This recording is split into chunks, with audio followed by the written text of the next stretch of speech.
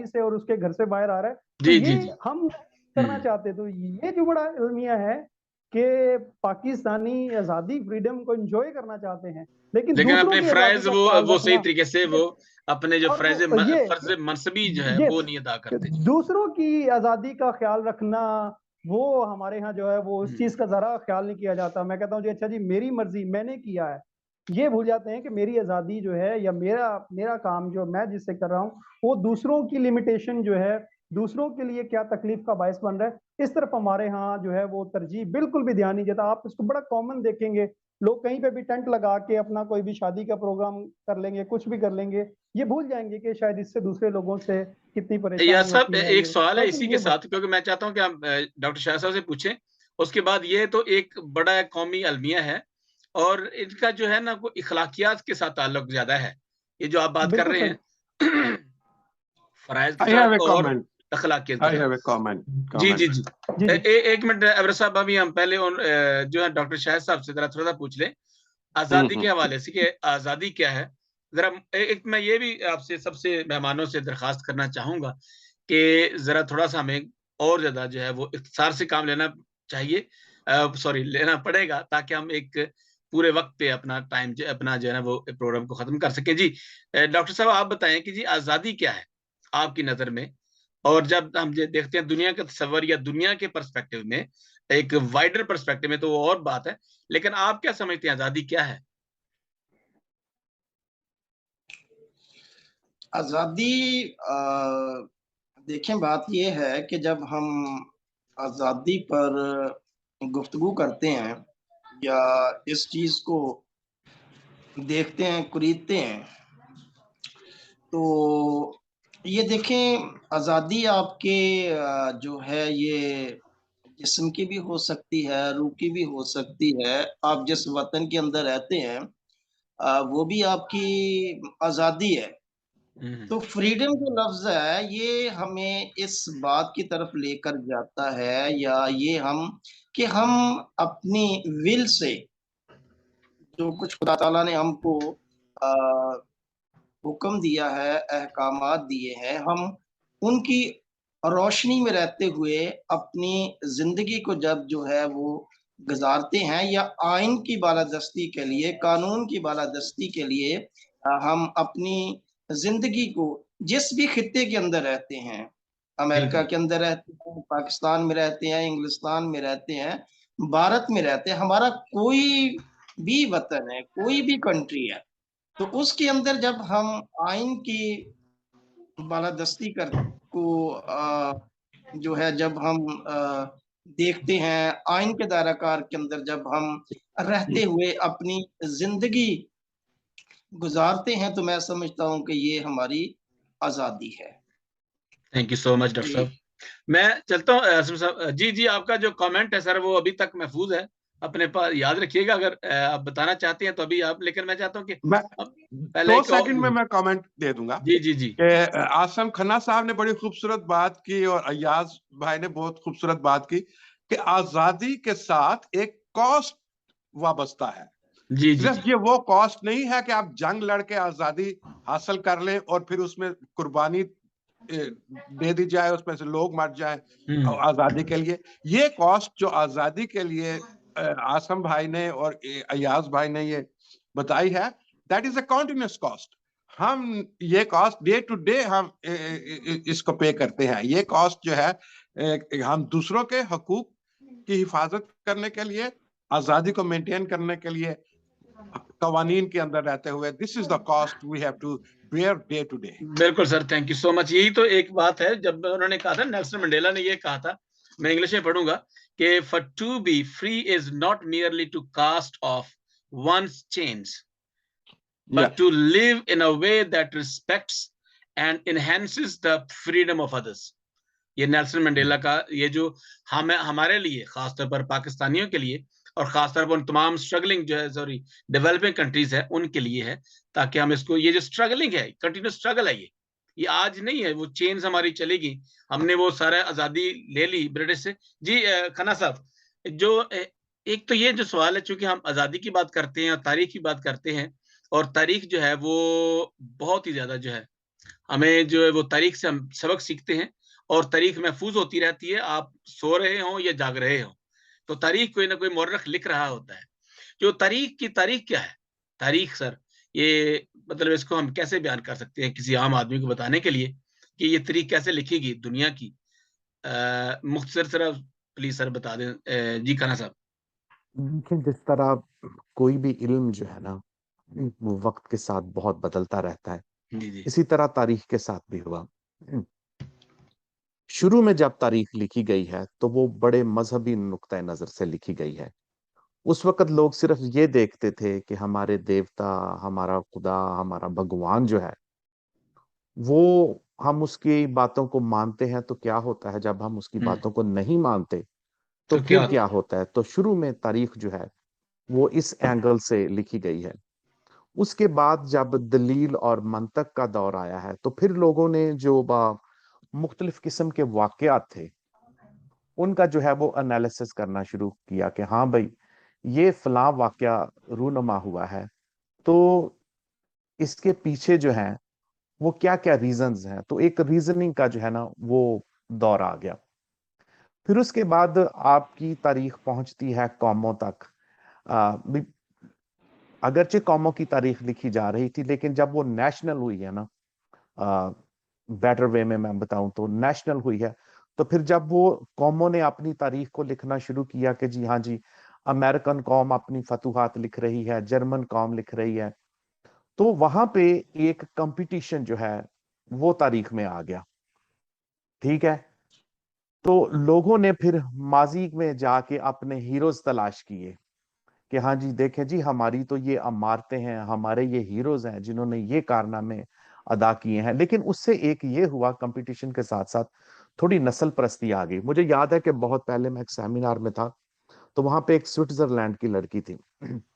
तो वो मुझे, मैंने गलती से जो है ना वो क्या उसको ब्रिटिश कह दिया, तो वो बहुत जो थी वो, उसने इस चीज का बुरा मनाया। उसने कहा no no no no, I am not British, don't call me British, I am Swiss. तो मैंने कहा I am sorry, you are blonde, you look like British. So anyhow, इसी तरह मुझे एक और एक्सपीरियंस हुआ। एक ईरानी लड़की थी, तो मैंने उसको अरबी कह के बुला दिया, तो उसने मुझे फिर 3-4 दफा कहा कि नहीं नहीं नहीं नहीं नहीं, I am from Iran, I am not Arab. तो इस तरह ये हिस्ट्री में एक ये फेज भी जो है रहा है। लेकिन फिर जिस तरह हिस्ट्री जो है इसका फ्लो आगे बढ़ता गया है, खवातीन की तहरीकें जब आई तो उन्होंने कहा कि हाँ जी, हम तारीख में कहाँ हैं, कोई हमारा भी तो पूछे। तो फेमिनिस्ट मूवमेंट्स जो हैं वो आई, तो फिर खवातीन का आ गया। लेकिन फिर हिस्ट्री का एक और भी एस्पेक्ट है कि हिस्ट्री फ्रॉम बिलो, कि ये जो मजदूर, किसान, गरीब गुरबा है, इनका जो है वो हिस्ट्री में नहीं था। देखें कि हिस्ट्री में जो क्लोजअप है ना वो चंद लोगों को जो है वो दिया जाता था, बाकी लोगों का चेहरा नहीं होता था।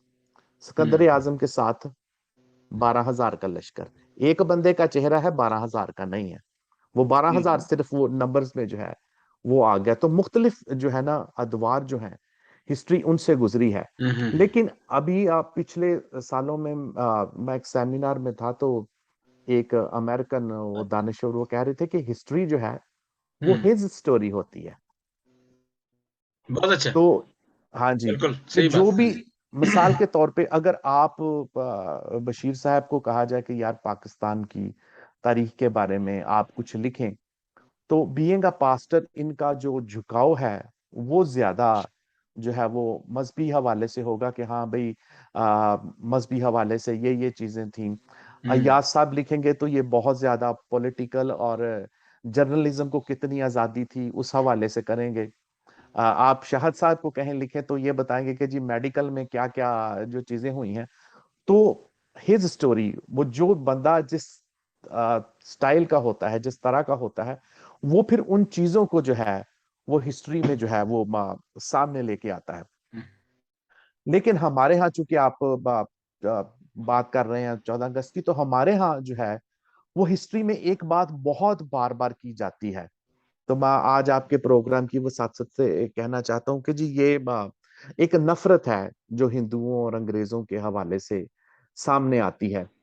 कि ये जी हिंदुओं ने बहुत बड़ा जुल्म किया। देखें, ये लैंड थी जहां पे हिंदू रह रहे थे, ठीक है, उन पे हमले किसने किए हैं?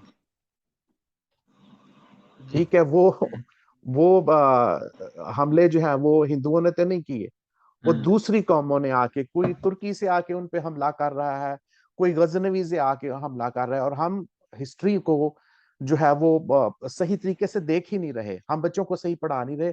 कोई यार इसका एनालिसिस कर लो, ये लोग तो यहाँ पे रह रहे थे, ठीक है, मंगोल्स आए हैं, ठीक है, वो पर्शियन में उसको मुगल कहते हैं, ठीक है, उन्होंने आके हमले किए हैं, हर तरफ से हमला करके, तो हम उनको जो है वो जालम और लुटेरे जो है साबित कर रहे हैं, ठीक है। फिर हीरोज बताते हैं। हाँ जी। अच्छा, दूसरा हिस्ट्री के हवाले से एक और बात जो है वो मुझे बड़ी अजीब सी लगती है। देखें, सैक्रिफाइस जो है ना, मिसाल के तौर पे अय्याज साहब ये कहते हैं कि अच्छा यार ये मेरा जो है वो प्रोफेशन है, लेकिन मेरी सैक्रिफाइस ये है कि भी मैं कुछ टाइम लेके तो कौम को एजुकेशन पे या डिजिटल मीडिया जो है इस पे एजुकेट करना चाहता हूँ, ठीक है। अच्छा, ये सैक्रिफाइस है, ठीक है। अब मैं घर से दूध लेने निकलता हूँ, रास्ते में को मुझे बंदा फसाद हो रहे हैं तो भड़का देता है, तो मैं कहूँ कि जी मैंने कुर्बानी दी है, या मेरे पीछे वाले कहें कि कुर्बानी दी है। तो हमें एक तो ये देखना पड़ेगा कि ये जो कुर्बानी क्या है? फसादात हैं, ठीक है, हम कहते हैं ना आजादी के लिए बड़ी कुर्बानियां दी है, तो फसादात को आप कुर्बानी नहीं कह सकते, ठीक है। बिल्कुल सही। हाँ जी, वो फसादात हुए। दूसरी बात ये है कि मैं दोबारा आऊंगा कि वो आजादी के हवाले से हमने जो वो इतना कुछ जो है वो हिंदुओं पे थोपा हुआ है, ठीक है। अच्छा, मुझे सिंपल इस बात की समझ नहीं आती कि ठीक है जी, हिंदुओं का और मुसलमानों का मसला था, ये सिख कहां से आ गए दरमियान में? ठीक है ना, आजादी तो सारी वो मुस्लिम लीग के वो देख लें उनकी तकरीरें सारी, ठीक है, हिंदुओं से गोरों से आजादी, ये फिर सिख कहां से आ गए इसमें? और वो सिख कहते हैं भाई इधर बहुत बड़ी तादाद है, तो उनका अपना स्टाइल है पंजाबी को अंग्रेजी में मिक्स करके बोलने का। तो वो कहते हैं भाजी साडे लिए हसन बदाल जड़ा वो सऊदी अरेबिया वर्गा वे, ननकाना साहब सऊदी अरेबिया वर्गा वे, सानू तुसी विच एवें रगड़ा दे दिता वे। मसला तुसी कहंदे सो कि हिंदुआं नाल ते ओ अंग्रेजां नाल चल रहा है, सानू विच तुसी एवें रगड़ा दे दिता वे। तो ये ऑनेस्टली जो है ना, वो जब तक ये चीजें हिस्ट्री का जो है वो एनालिसिस नहीं किया जाएगा, उसको वाज़ेह तौर पे बताया नहीं जाएगा कि हाँ भाई ये जो दलील और मंतक के साथ है इसको देखा जाए, तो तब तक जो है तो फिर तो हिज स्टोरी है, हर बंदा अपनी स्टोरी जो है वो लिखता जाएगा। लेकिन डॉक्टर मुबारक अली ने पिछले दिनों एक बहुत खूबसूरत बात कही थी, उसने कहा कि आप जितनी मर्जी किताबें जला लें, जितने मर्जी बंदे फड़का दें, लेकिन हिस्ट्री जो है ना वो किसी ना किसी शक्ल में जो है वो जिंदा रहती है। बिल्कुल रहती है, बिल्कुल sir. Thank you so much Khanna साहब, बहुत शुक्रिया। आप जो बातें कर रहे थे, वाकई हिस्ट्री जो है it never dies, it never fades away, it is always there. हम उसको याद रखें या ना रखें, लिखें या ना लिखें, वाकई। तो एवरेस्ट साहब, ये जो आप मुख्तसर जरा बता दें कि पाकिस्तान की बुनियाद कायद आजम ने किन असूलों पर रखी थी और बाद में किस तरीके से इन असूलों को दफन कर दिया गया। आप जरा प्लीज मुख्तसर साहब बताएं, ताकि हम मुख्तसर जल्दी जरा वक्त दूसरे तक भी जाएं और फिर हम जी एवरेस्ट साहब। Thank you very much. या मुझे खन्ना साहब की एक बात बहुत खूबसूरत लगी कि फसादात में जो लोग मरे थे उनको कुर्बानी नहीं कहा जा सकता। He is so 100% alright.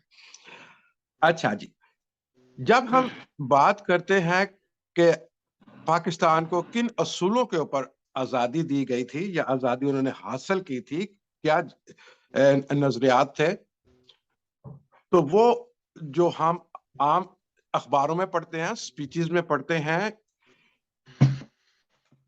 Shahid साहब अपना अच्छा पढ़ते हैं, वो बहुत मुख्तलिफ है। अगर आपने सही तौर पे कायद आजम के असूल देखने हैं तो उनकी 11 अगस्त 1947 की स्पीच आपको पढ़नी होगी, ठीक है जी। बहुत खूबसूरती से हम कहते हैं जी कि ये दो कौमी नजरिया था। कायद आजम ने अपनी स्पीचेस में कहा तो होगा 2 कौमी नजरिया, क्या उसने 11 अगस्त को 2 कौमी नजरिया पेश किया? कहते तो हैं कि पाकिस्तान का मतलब क्या, ला इलाहा इल्लल्लाह। क्या कायद आजम ने इसको तस्लीम किया जब उन्होंने बंगाल में यह कहा था कि यह मुस्लिम लीग का नारा नहीं है? कहा यह जाता है, हिस्ट्री में कहा यह जाता है कि पाकिस्तान जो है वो मुसलमानों के लिए बना था, लेकिन क्या ये कायद आजम का नजरिया था? नहीं था। आज मैं आपको कायद आजम के 11 अगस्त की स्पीच का एनालिसिस करके बताता हूं, माइन्यूटली एनालिसिस करके बताता हूं, जो इससे पहले शायद बहुत कम लोगों ने ये पढ़ा होगा। मेरे पास इस वक्त कायद आजम की पूरी स्पीच मौजूद है 11 अगस्त की, एक एक लफ्ज इसका मैंने 10-10 बार पढ़ा है। कायद आजम की ये जो स्पीच है, उन्होंने नहीं शुरू की मेरे अजीज हमवतनों अस्सलाम वालेकुम से नहीं शुरू की। उन्होंने ये स्पीच खत्म नहीं की पाकिस्तान पाइंदाबाद, नहीं। उन्होंने इस स्पीच में 4 पहलू बयान किए हैं, और इन 4 पहलुओं को वो किस लफ्ज से बयान करते हैं? वो कहते हैं कि this is a curse, this is a curse. पहली कर्स वो क्या कहते हैं? ब्राइबरी एंड करप्शन की कर्स कहते हैं। कि वो कहते हैं कि हमें ब्राइबरी और करप्शन की कर्स जो है इनहेरिटेंस में मिली है, ये हम अपने साथ लेके आए हैं, ये पाकिस्तान की इस वक्त बुनियादों में है। दूसरी वो कहते हैं ब्लैक मार्केटिंग, मार्केटिंग को वो कहते हैं इज अ मॉन्स्टर। फिर नेपोटिज्म के लिए वो बड़े परेशान हैं कायद आजम अपनी स्पीच में। और जो चौथा असूल वो जो बयान करते हैं, वो डिवीजन ऑफ सोसाइटी की बयान करते हैं। यहाँ पे कायद आजम नहीं बयान करते 2 कौमी नजरिया की। यहाँ पे कायद आजम नहीं कहते कि पाकिस्तान का मतलब क्या, ला इलाहा इल्लल्लाह। अब यहाँ पे कायद आजम की जो स्पीच है, वो मुझे लगता है, मे भी लोग इस चीज से इत्तेफाक न करें, मुझे वो स्पीच जिसको कहते हैं ना कि लिबर्टी के बाद बड़ी खुशी मिलती है। आप दूसरी कौमों को देखें, जब वो स्पीच करते हैं, जब अमेरिका के प्रेसिडेंट ने स्पीच की, द फर्स्ट प्रेसिडेंट, उसने कहा था गॉड ब्लेस अमेरिका से शुरू की और गॉड ब्लेस अमेरिका से खत्म की, ब्लेसिंग से उन्होंने शुरू की। लेकिन कायद आजम ने अपनी स्पीच में 4 कर्सेस बताए हैं, उन्होंने 4 ब्लेसिंग्स नहीं बताए। इसलिए हमें यह समझना होगा कि कायद आजम को किन चीजों की फिक्र थी। कायद आजम को फिक्र थी करप्शन की, कायद आजम को फिक्र थी ब्लैक मार्केटिंग की, नेपोटिज्म और जॉबरी की फिक्र थी उनको फिक्र थी division in the society. Hindu community, Muslim community में जो डिवीजन थी उसकी वो फिक्र करते थे। हम लोग जो अकलियत के लोग हैं, बड़ी खुशी से कायद आजम के 3 सेंटेंसेस को कोट करते हैं, पूरी स्पीच नहीं पढ़ते हम उन्होंने क्या कहा, हम सिर्फ कोट करते हैं, you are free to go to your temples, you are free to go to your mosques. क्या ये हमें गारंटी देती है कि कायद आजम ने जो कहा कि you are free to go to your church, go to your temple, क्या हमें मजहबी आजादी की क्रिश्चियनों को यह गारंटी देती है? नहीं। आप देखें क्या हुआ पाकिस्तान मुस्लिम लीग के साथ 1949 में।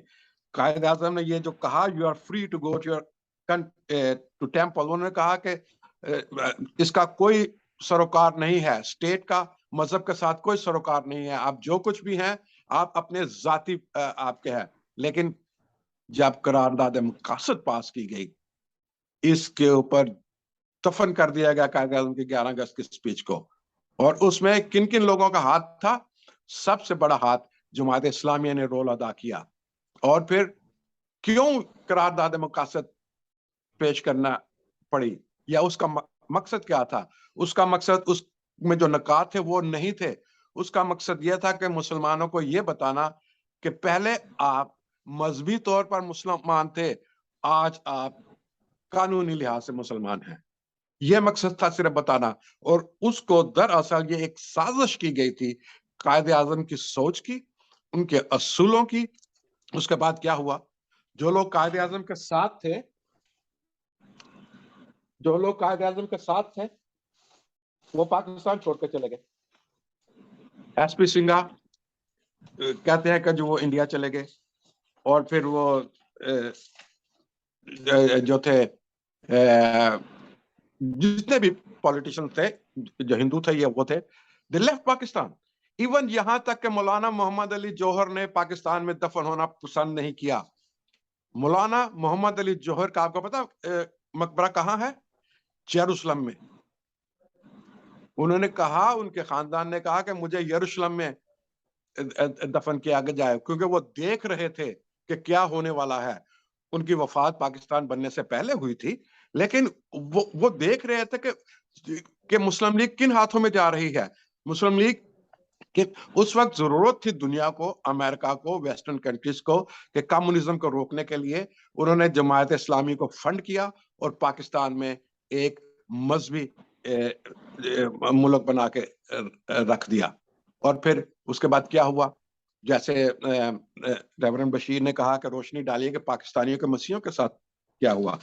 पाकिस्तानियों के मसीहों के साथ यह हुआ कि हमने रस्मी आजादी तो हासिल कर ली, लेकिन हमें हकीकी आजादी नहीं मिली। हम आज भी हमने अपनी आंखों के साथ देखा कि जिन मसीहों ने पाकिस्तान की आजादी में कायदे आजम का साथ दिया, उनका रिकॉर्ड असेंबली के रिकॉर्ड से गायब कर दिया गया। कायदे आजम की स्पीच को रेडियो पाकिस्तान से हटा दिया गया। उसके बाद